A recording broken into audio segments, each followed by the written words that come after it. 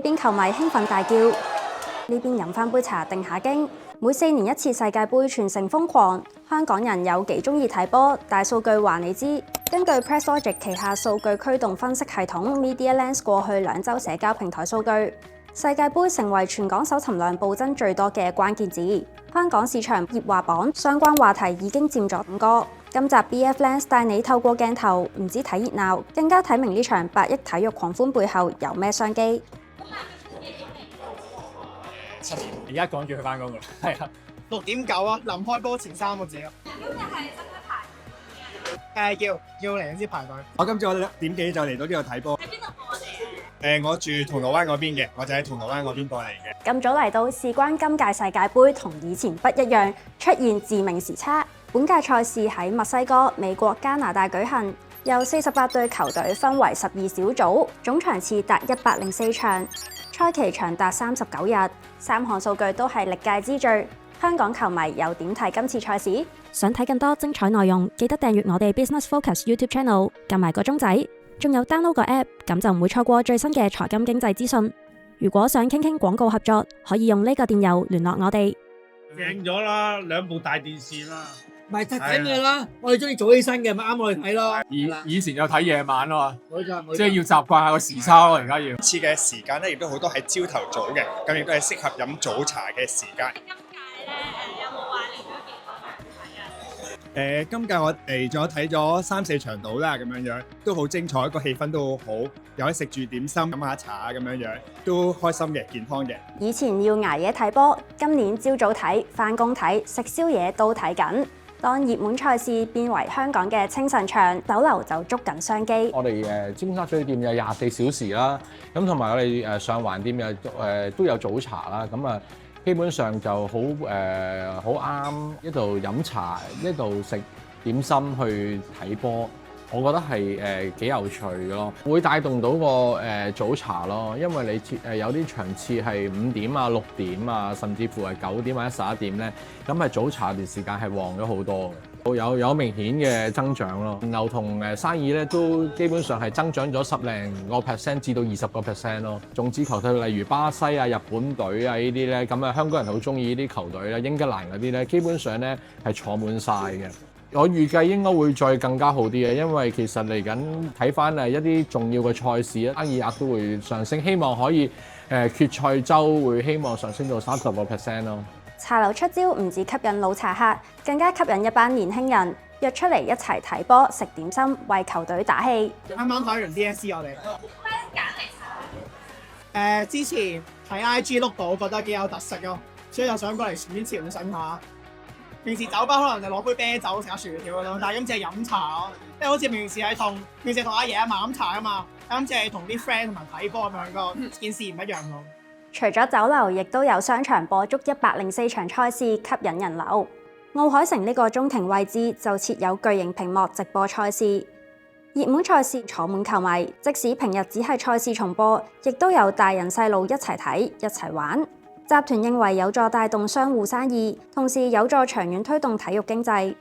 我哋信和集團投資咗800萬啦，咁喺我哋3大商場入邊咧就播足104場賽事嘅，包括係全新天地啦、屯門市廣場啦，同埋奧海城。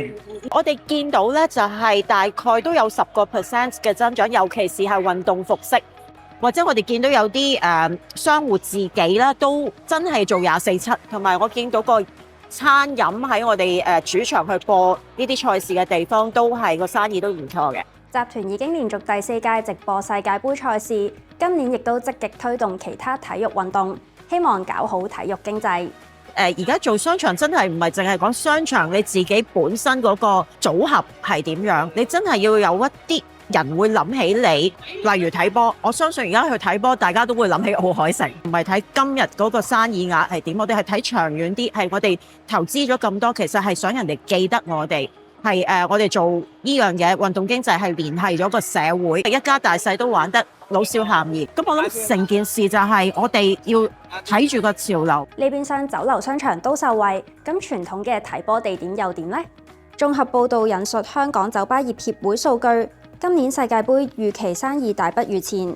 睇返2018年俄羅斯世界盃整體生意額超過10億元， 2022年卡塔爾世界盃亦為香港酒吧業帶嚟約7億港元生意總額，但到今年業會預期賽事受時段影響，今屆世界盃為業界帶嚟嘅生意額將大幅插水至約1.5億。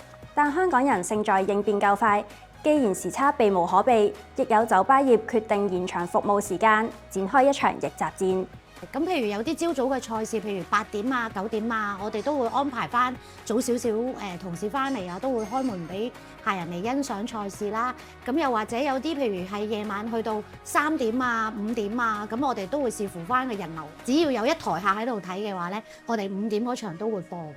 睇波係我哋呢個分店嘅其中一個好大嘅元素嚟嘅。咁我哋歷屆咧世界盃啊，或者歷屆嘅英超賽事啊，咁都好多客人都中意我哋嚟嗰度睇波，因為個氣氛好啦、大 mon 啦。我哋餐廳由02年12月開始開啦，咁就由02年嗰屆開始就一路播到而家咯。都第8屆㗎啦，今次我哋係我諗大概係3萬蚊內咯，因為我哋本身有賣開英超嘅。咁上個月嘅話，大概生意額係上升咗1成，係啦。咁如果過往嘅話咧，可能係上升咗都可以有3至5成嘅，係啦。咁今屆就弱少少。我希望預計去到決賽，我哋會有多2成，係啦，比上個月會係多少少。因為你去到一啲比較重要啲嘅賽事，可能都會多啲人參與嘅話咧，我希望都有2至3成咯。對於7月份嘅生意嚟講。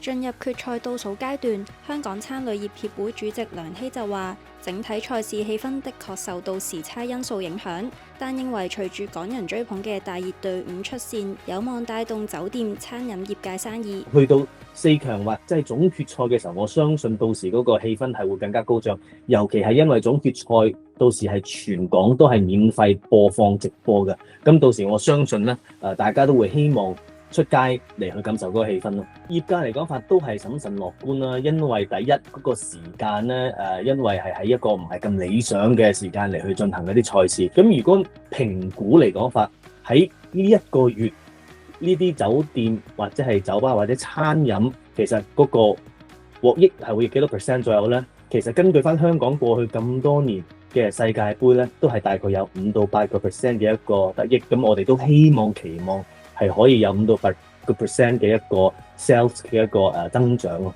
場內用分數定義球賽結果，而場外嘅香港就用溫度唔同方法定義體育經濟嘅商業價值。今屆世界盃你又喺邊度睇？歡迎留言話俾我哋知，我哋下集再見。想睇更多精彩內容，記得訂閱我哋 Business Focus YouTube Channel， 撳埋個鐘仔，仲有 download 個 app， 咁就唔會錯過最新嘅財金經濟資訊。如果想傾廣告合作，可以用呢個電郵聯絡我哋。